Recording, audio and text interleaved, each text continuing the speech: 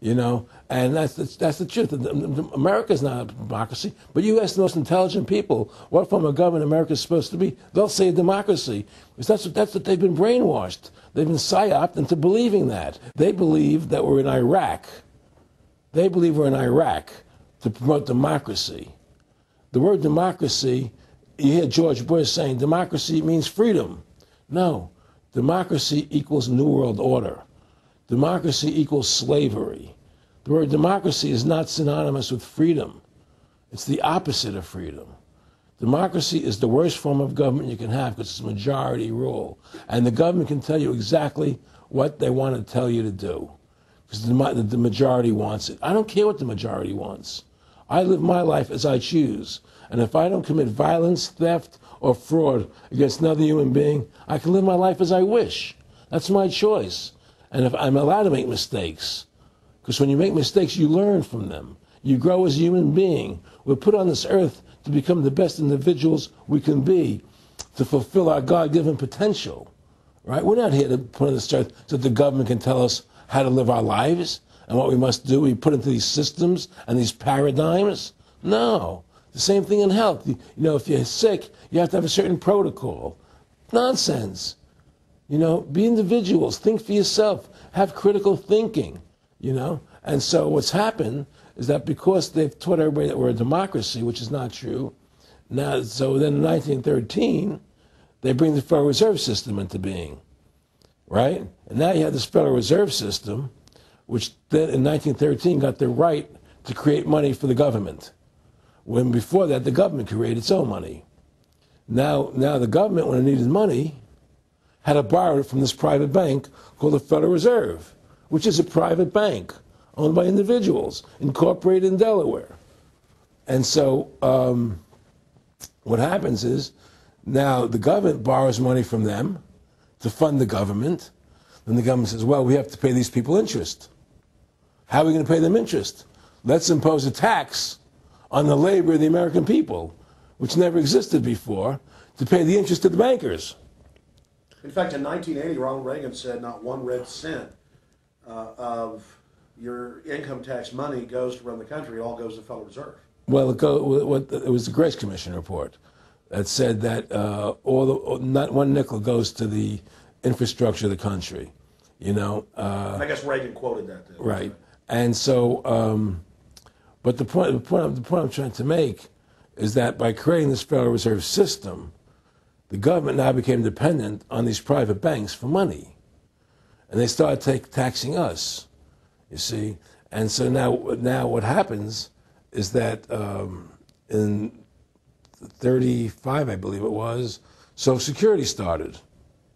And they gave you Social Security cards, said not to be used for identification, the Social Security number right on the card, right? And through Social Security, they started deducting money out of your paycheck. That was the first time they were ever could take money out of your paycheck, because people agreed to it because they thought it was going to their retirement fund. And so then when they instituted the income tax again, they started taking money out of your paycheck because Social Security could do it.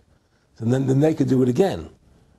You see what I'm saying? And so now they've even taken control of the tax payment itself. I mean, literally like you're a slave. They're taking it right there when you make it. Exactly. They don't even trust the public enough to send them a check. You know? Right. So they take it out automatically because they know people aren't going to want to pay it. So what's happened is that through the implementation of the Federal Reserve System, the government has become vested in these bankers, and they get their money from the bankers.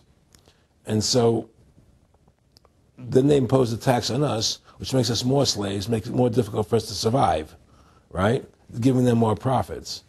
And now what's happened is that through the Federal Reserve System, the bankers have pretty much taken control of our government. It doesn't matter Republican and Democrat anymore because they're both the same. Neither one of them are talking about shutting down the Federal Reserve System or stopping the payment of taxes, you know, or any of the big issues that face Americans, right? So I had a friend, Nick Rockefeller, okay, who was one of the Rockefeller family. And he, when I was running for governor in Nevada, he came to me, introduced himself to me through an attorney, and we became friends. We started talking about things. And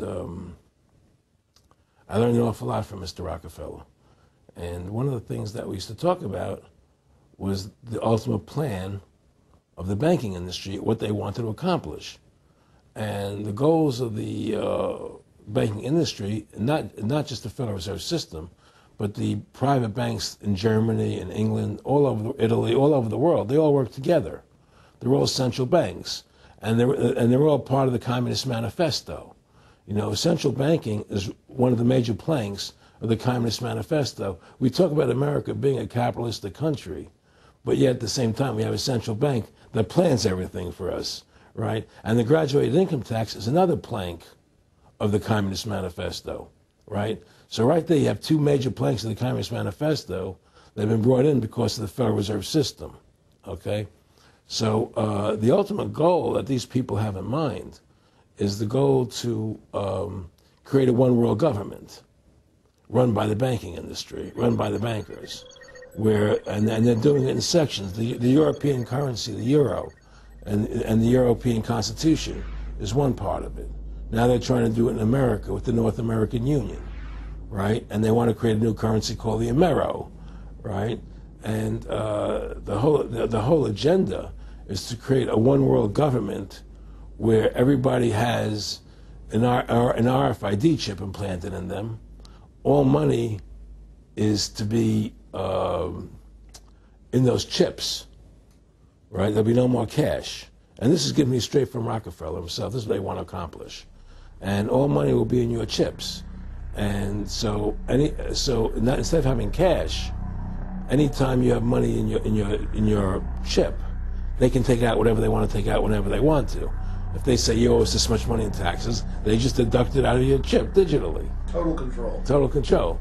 And if you're like me or you, and you're protesting what they're doing, they can just turn off your chip. And you have nothing. You can't buy food. You can't do anything. It's total control of the people. And that chip's connected to a database that has your purchasing records, what you do, what everything. you sell. Everything is in there, you know? And so they want a one-world government controlled by them, everybody being chipped, all your money in those chips, and they control the chips, and they control people. And you become a slave. You become a serf to these people. That's their goal. That's their intentions.